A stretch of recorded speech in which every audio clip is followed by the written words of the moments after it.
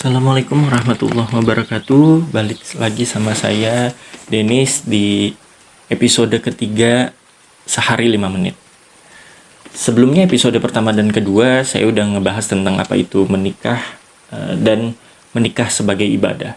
Di episode ketiga kali ini saya mau ngebahas nikah sebagai kebutuhan, ya. Kenapa menikah itu sebagai kebutuhan? Kita sebagai makhluk sosial, kita itu butuh berinteraksi satu sama lain.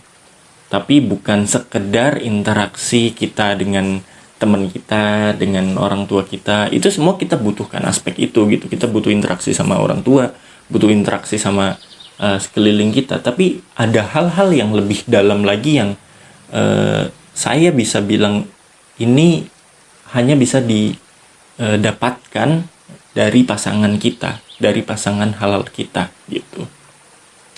Jadi kita itu sebagai manusia hatinya kan mudah goyang, perasaannya mudah kecewa gitu.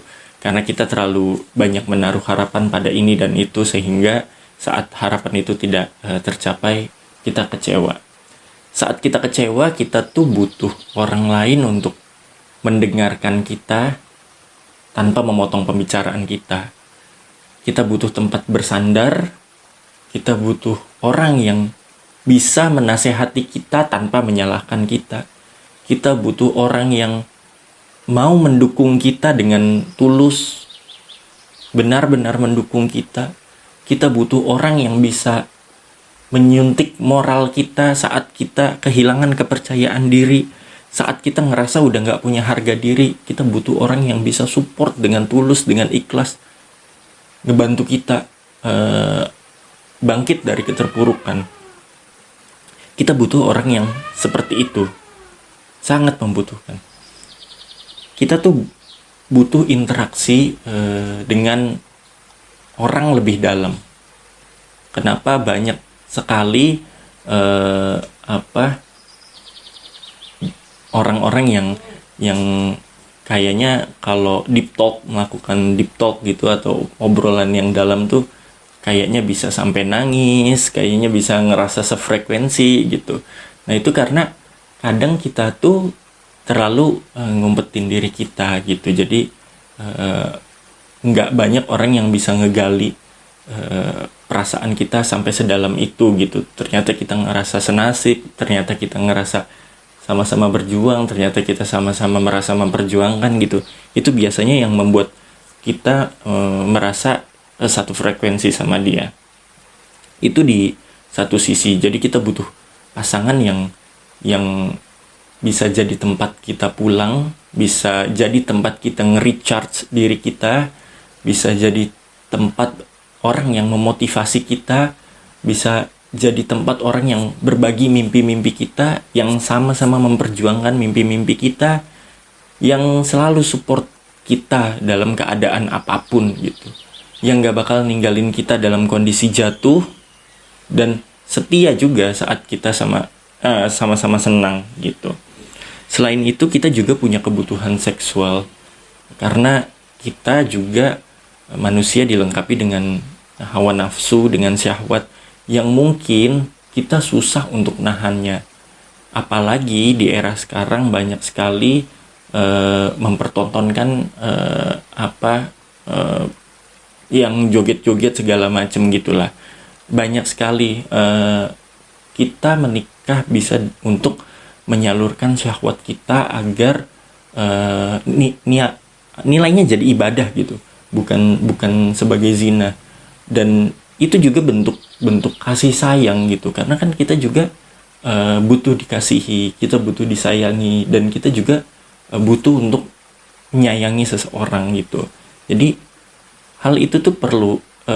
Kalau saya ngebahas tentang syahwat atau hubungan seks, itu bukan semata-mata jorok atau bukan semata-mata kok yang dipikirin tentang seks aja gitu, enggak. Jadi pada dasarnya hubungan suami istri setidaknya 70% adanya di atas ranjang. Di atas ranjang tuh bukan cuma berhubungan seks, tapi juga bisa curhat, bisa ngobrol, bisa sekedar ngelus-ngelus kepala istri, bisa sekedar meluk gitu, ya manja-manjaan. Pokoknya banyak hal yang bisa kita obrolin itu biasanya di atas ranjang, lebih nyaman, lebih ngerasa ada kenyamanan setelah kita bicara, ada ketenangan setelahnya gitu. Jadi kita memang membutuhkan itu. Nikah itu memang ibadah, tapi ada hal-hal lain yang juga perlu kita perhatikan gitu. Kita tuh kan menikah ya dengan pasangan kita gitu, dengan lawan jenis. Ya hal itu merupakan ibadah juga, tapi kita juga harus tahu treatmentnya gitu. Nggak cuma sekedar berhubungan seks itu jadi ibadah, tapi gimana caranya kita mentreatment istri kita, mentreatment suami kita biar sama-sama puas, biar sama-sama makin sayang, biar sama-sama memegang komitmen, biar sama-sama hubungannya semakin harmonis lah, semakin harmonis, semakin kuat, punya cita-cita bisa digapai bareng-bareng gitu. Jadi pasangan itu memang sangat kita butuhkan untuk menemukan orang yang satu frekuensi sama kita dan terus jalan sama kita dalam kondisi apapun gitu. Suka duka pasti kita rasain, karena kalau misalnya kita dalam kondisi terpuruk dan sendirian biasanya bisa bikin depresi. Tapi kalau saat kita terpuruk ada orang yang support kita, ada yang nemenin kita, biasanya itu bisa nge-recharge moral kita, harga diri kita, untuk kembali percaya diri gitu.